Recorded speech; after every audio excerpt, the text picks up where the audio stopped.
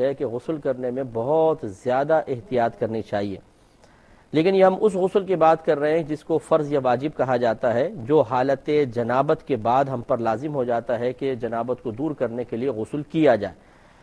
لہٰذا ایک غسل ایسا بھی ہوتا ہے کہ جیسے آپ جمعے کے لیے کرتے ہیں، ہم عیدین کے لیے کرتے ہیں، شادی بیاہ کے موقع پہ کرتے ہیں، گرمی لگ رہی ہے تو غسل کر لیا، اس میں کوئی احتیاط کی حاجت نہیں ہے، کوئی پرابلم نہیں ہے۔ لیکن جب انسان غسل جنابت کرتا ہے، ایک ناپاکی کو دور کرنے کے لیے کرتا ہے، بہنیں حیض یا نفاس سے فراغت کے بعد غسل کرتی ہیں، تو اسی احتیاط کے ساتھ کرنا ہوگا۔ تو آپ کو پھر ایک دفعہ تھوڑا سا پچھلا ریپیٹ کر کے پھر ہم اس کو آج انشاءاللہ مکمل کرنے کی کوشش کریں گے کہ غسل کے اندر 3 فرض ہوتے ہیں، ایک کلی کرنا لیکن غرغرہ سمیت، نمبر 2 ناک میں پانی چڑھانا، اور تیسرا سر کے بال سے لے کر پاؤں کے ناخن تک پورے حصہ بدن پر سے کم از کم ایک بار پانی کا بہانا۔ اگر کوئی سمندر میں نہا رہا ہے تو یا نہر میں، تو فقہا نے فرمایا اگر وہ ناک بند کر کے اندر ڈبکی لگاتا ہے اور 2-3 ڈبکی لگا لے یا 3 جگہ 3 دفعہ حرکت کر لے تو تمام سنتیں ادا ہو سکتی ہیں۔ تو یعنی 3 دفعہ جو پانی بہانے کی سنت ہے وہ پانی میں جانے یا اپنی جگہ بدلنے، پانی میں جگہ بدلنے سے وہ سنت ادا ہو جائے گی۔ لیکن جب آپ واش روم میں نہا رہے ہیں، باتھ روم میں نہاتے ہیں، تو اس میں پھر ذرا تھوڑا احتیاط کے ساتھ ہمیں غسل کرنا چاہیے، کیونکہ ہر جگہ پانی براہ راست پہنچ جائے یہ تھوڑا سا مشکل ہوتا ہے، احتیاط کرنی ہوتی ہے۔ چنانچہ اس کے سلسلے میں آپ کو بتایا تھا کہ ایک لفظ ہوتا ہے دھونا، ایک ہوتا ہے مسح کرنا۔ دھونے کا مطلب یہ ہوتا ہے کہ جس جگہ کو آپ دھونا چاہتے ہیں اس پر سے پانی بہہ جائے، جس کی کم سے کم مقدار فقہا نے اندازہ کر کے 2 بوند بیان فرمائی ہے، کہ مثال کے طور پہ آپ پانی یوں گرائیں، یہ 2 بوند تو کم از کم ہو گئی، یوں بہہ جائے تو یہ دھونا کہلاتا ہے۔ اور آپ یہ پانی لے کر گرا دیں اور سوکھا ہاتھ پھیر، یعنی تری والا ہاتھ سوکھی جگہ پر پھیر لیں، اسے مسح کرنا کہتے ہیں۔ تو غسل میں چونکہ پورا بدن دھونا فرض ہے، لہٰذا اس میں 2 احتیاطیں کرنی ہوں گی۔ نمبر 1 کوئی جگہ سوکھی نہ رہ جائے، نمبر 2 کسی جگہ کا صرف مسح نہ ہو جائے، پانی بہانا ضروری ہے۔ لہٰذا جو جگہیں سوکھی رہ جاتی ہیں اس کی میں تفصیل تھوڑی سی پہلے آپ کو عرض کر رہا تھا کہ مثال کے طور پہ آپ نے جو پان چھالیاں کھانے کے عادی ہیں بہت زیادہ، تو بعض اوقات وہ داڑھوں کے اندر چھالیاں جم جاتی ہے۔ اب اگر آپ نے اس کو چھالیے کو نہیں ہٹایا اور ویسی آپ نے کلی کر لی تو یقیناً چھالیے کے نیچے پانی نہیں پہنچے گا، چاہے وہ بال برابر جگہ ہی کیوں نہ ہو۔ نبی کریم صلی اللہ علیہ وسلم نے جیسے کہ ہم نے آپ کو فرمان علی شان عرض کیا ہے کہ ہر بال کے نیچے جنابت ہے، یعنی ذرے ذرے میں جنابت صلاحیت کیے ہوئے ہے، تو اس لیے چھالیے کے نیچے کوئی چیز ہے تو وہاں یعنی چھالیہ اگر لگی ہے تو اس کے نیچے پانی نہیں پہنچے گا، اس کو ہٹانا ہوگا۔ ایسی ہڈی چبائی تھی، ہڈی دانتوں میں جم گئی، بوٹی وغیرہ چبائی تھی، زیادہ مقدار میں دانتوں میں ہے، اسی طرح کو ٹافی وغیرہ چبائی تھی، وہ دانتوں میں جمی ہوئی ہے، تو بہرحال اس کو ہٹانا پڑے گا۔ ہاں جس کو ہٹانے میں شدید حرج ہو، تکلیف ہو، وہ معاف ہوتا ہے، جیسے تار سے دانت باندھا ہو، یا جو زیادہ پان کھاتے ہیں ان کے دانتوں پہ ایک تہ جم جاتی ہے چونے کتھے کی، اسے بار بار کھرچنے کی حاجت نہیں، وہ کھرچا بھی نہیں جائے گا، اس کو چھوڑ دیں۔ باقی یہ کہ اس طرح نکلی دانت لگایا ہو اس کو نہیں نکال سکتے ہیں، نکل جائے آرام سے تو پھر بہت بہتر ہے کہ اس کو نکال کے آپ غسل کریں، اگر فکس کروا لیا ہے تو اس کو پھر دوسرا جیسے آپ کو بتایا کہ کوئی بھی ایسی چیز جو پانی کو کھال تک پہنچنے سے روکے اسے آپ کو ہٹانا ہوگا۔ یہ چنانچہ اگر جیسے ناک میں کوئی چیز جمی ہوئی ہے تو چھوٹی انگلی سے پہلے سیدھے ہاتھ سے پانی چڑھا لیں، پھر چھوٹی انگلی سے ذرا ناک کے اندر چیک کر لیں کہ کوئی چیز جمی ہوئی نہ ہو۔ اگر اس طرح جمی ہوئی ہے کہ اس کے نیچے پانی نہیں پہنچے گا تو غسل نہیں ہوگا، اس لیے اسے بھی صاف کریں۔ پھر اس کے بعد اگر بہنوں نے جیسے یہ نیل پالش وغیرہ لگائی ہوتی ہے، اس کو ہٹانا فرض ہے ان کے اوپر، اس کو ہٹا کر پھر غسل ہو سکتا ہے ورنہ نہیں ہوگا۔ یوں ہی میک اپ کی کوئی موٹی تہ ہے جو پانی کو کھال تک نہیں پہنچنے دے گی تو اس تہ کو بھی ہٹا۔ سمجھا رہے تھے کہ چند ایسی احتیاطیں کہ پانی وہاں بعض اوقات جسم تک پہنچتا ہی نہیں ہے، رکاوٹ چیز بن جاتی ہے۔ اس میں پھر بہنوں کی ناک کی نتھ آپ کو بتائی تھی، کان کے اندر اگر ٹاپس ٹائٹ قسم کے پہنے ہوئے ہیں کہ پانی نیچے نہیں پہنچے گا، یہ بھی اس میں شامل ہے۔ اس کے علاوہ ایسے کڑے سختی کے ساتھ کہ ان کے نیچے ہلائے بغیر پانی پہنچ ہی نہیں سکتا ہے، ٹائٹ انگوٹھیاں ہیں، دھاگا کوئی منت کا ہوتا ہے یا بالفرض یہ کوئی بیماری وغیرہ کے دم وغیرہ کے دھاگے باندھ لیتے ہیں ٹائٹ قسم کے، اس کے نیچے پانی نہیں پہنچے گا تو پھر غسل نہیں ہوگا۔ اس لیے غسل کرنے سے پہلے اپنے پورے بدن پہ چیک کریں، اس قسم کی تمام چیزوں کو ہٹانا لازم ہے۔ بہنوں کے لیے آسانی میں نے آپ کو بتائی تھی کہ خاتون نے نبی کریم صلی اللہ علیہ وسلم سے بالوں کی مینڈھیوں کے بارے میں سوال کیا، تو نبی کریم صلی اللہ علیہ وسلم نے ارشاد فرمایا کہ ان کے ظاہر پر پانی بہا لو، اور جہاں پہ یہ سر کے ساتھ لگی ہوں گی تو وہاں پانی بہا کر جڑ تک پانی پہنچاؤ۔ تو گویا کہ بہنوں کے لیے مینڈھیاں کھولنا چونکہ بہت زیادہ حرج و تکلیف کا باعث ہے، اس لیے نبی کریم صلی اللہ علیہ وسلم نے اس کو معاف فرمایا اور مینڈیوں پر سے پانی خالی بہا لیا جائے۔ کسی نے مجھ سے میسج پہ پوچھا کہ اگر آدھے سر میں مینڈیاں ہیں آدھے نہیں ہیں، یعنی کہیں کہیں ہیں کہیں کہیں نہیں ہیں، تو کیا پھر بھی پورے کھولنے پڑیں گی یا پورے سر کی بالوں کی مینڈیاں بنی ہو تب یہ رعایت ملے گی؟ تو یہ سب میں نہیں، بس آپ نے اگر آدھے سر میں بھی کی ہوئی ہیں، بہت اتنی ہیں کہ آپ کو کھولنے میں حرج محسوس ہوگا، تکلیف ہوگی، پھر دوبارہ بنانے میں حرج ہوگا، تو اس کے اوپر پانی بہایا جا سکتا ہے۔ ایک اور کالر ہمارے ساتھ ہیں۔ السلام علیکم۔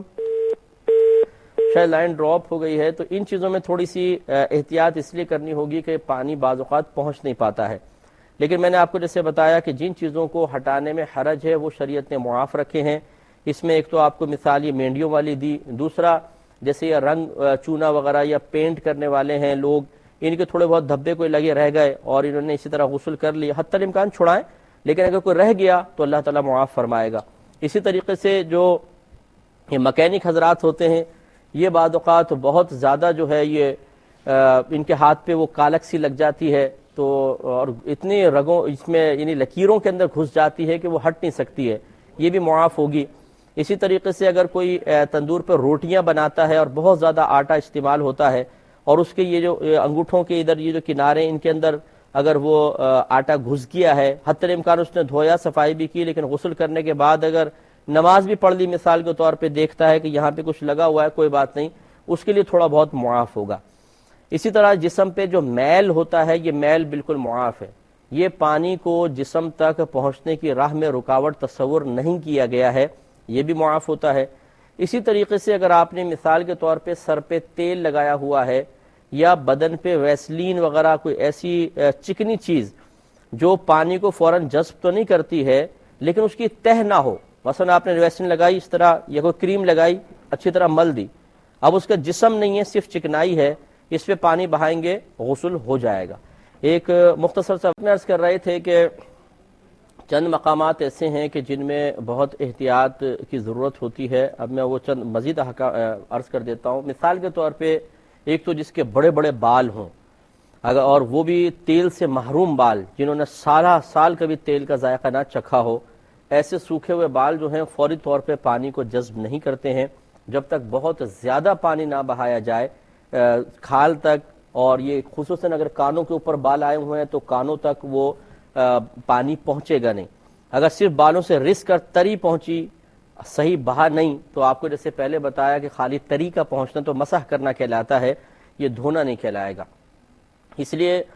خصوصاً اگر آپ بالٹی سے نہا رہے ہیں، کیونکہ شاور سے نہائیں گے تو پریشر ہوتا ہے پانی کا اور تھوڑا بال ملیں گے تو نیچے تک پہنچ جائے گا،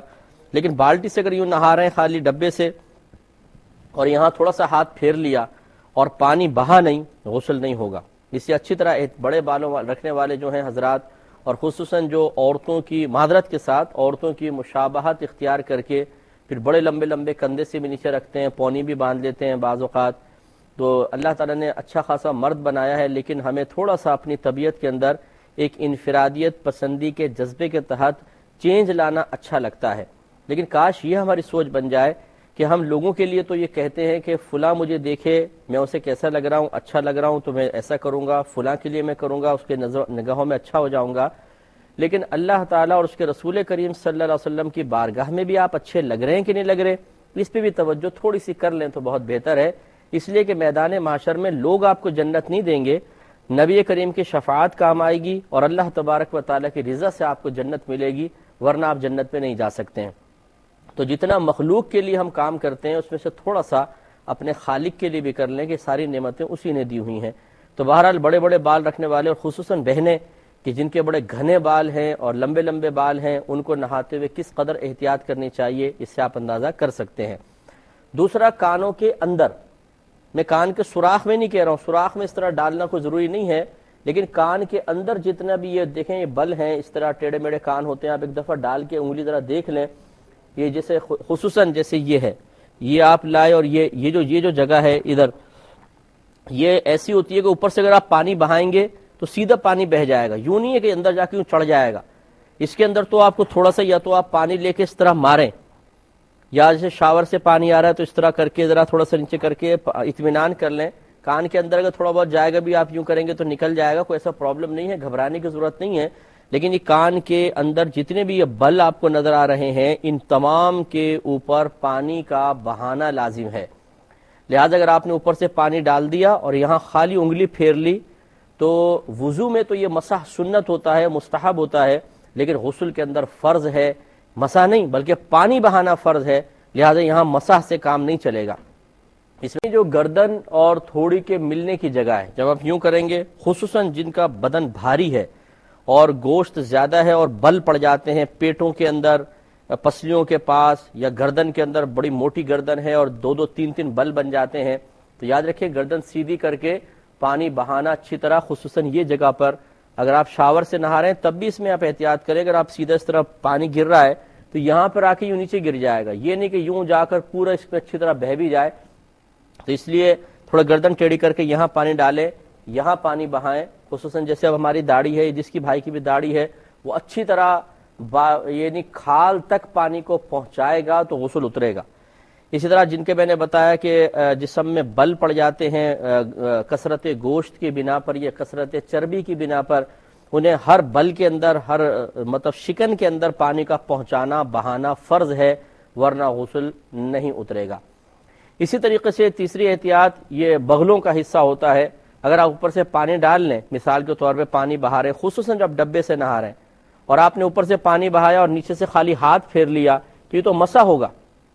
اور یہ بغل کی شیپ ایسی ہوتی ہے کہ اس طرح گہرا گڑھا ہوتا ہے، اگر آپ اوپر سے پانی بہائیں گے تو ایسا تو نہیں ہے کہ آ کے اوپر کو پانی چڑھ بھی جائے گا اور چڑھ کے پھر پورا یوں رول ہو کے اچھی طرح دھو کے پھر جائے گا. تو لہٰذا اس میں بھی بڑی بے احتیاطی متوقع ہے کہ اگر انسان اوپر سے پانی بہائے اور نیچے پانی بہنے نہ دے بلکہ خالی مسح کر لے، یا خدا نخواستہ بے احتیاطی رہے اور ہاتھ اس طرح رہا اور صحیح پانی نہیں بہا اور خشکی رہ گئی جگہ، تو پھر غسل نہیں اترے گا. اس کی بھی احتیاط کریں. ویسے اگر آپ بیٹھ کے نہا رہے ہیں، مثال کے طور پہ جیسے بالٹی سے ٹب سے نہاتے ہیں اور بیٹھ کے نہاتے ہیں اور گھٹنے سمیٹ لیے،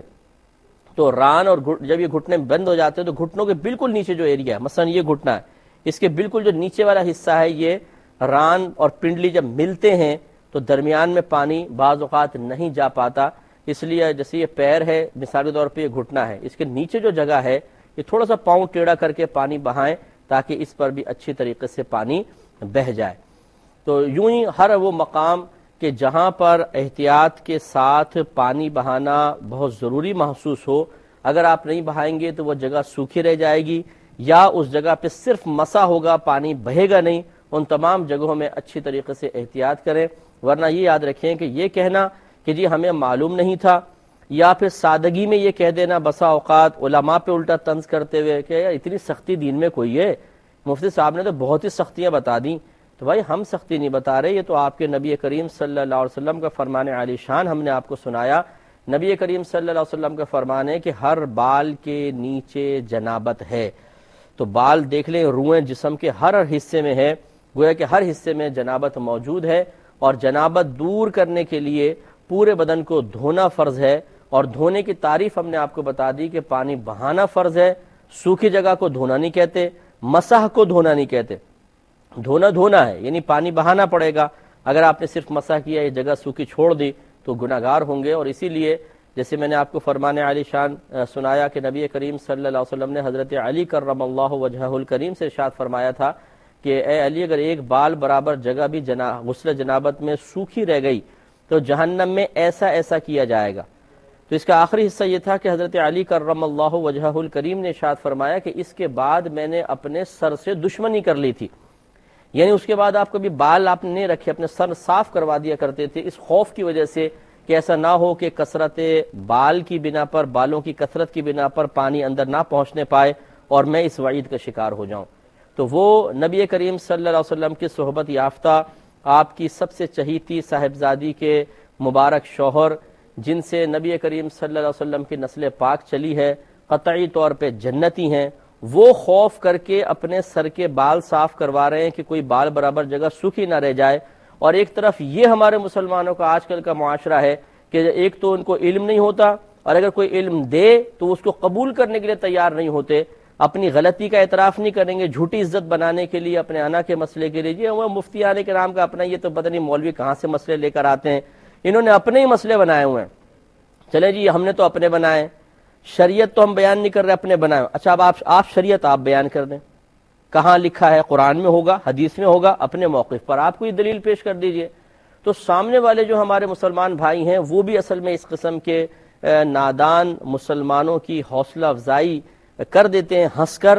یا ہاں یار صحیح کہہ رہے ہیں آپ، اس طرح کہہ کر ان کی تائید کر دیتے ہیں. سیدھے سیدھے الفاظ میں کہیں گے چلو ٹھیک ہے جی، یہ سارے علماء اور مفتیان کرام تو بیچارے شاید چھولے دے کے پاس ہوئے ہیں، آپ نے تو ماشاءاللہ بڑی ڈگریاں لی ہوں گی، آپ اپنے موقف سے قرآن حدیث پہ دلیل پیش کر دیں، پھر پیش کر کے تو بتائیں. انشاءاللہ قیامت تک نہیں کر سکیں گے. تو اس قسم کے لوگوں کو بھی سوچنا چاہیے کہ اس طرح نہ کریں، اپنی غلطی کا اعتراف کر کے غسل کو مکمل کریں، اور پہلے جو غلط غسل ہوئے اس پہ اللہ تعالیٰ کی بارگاہ میں توبہ کریں.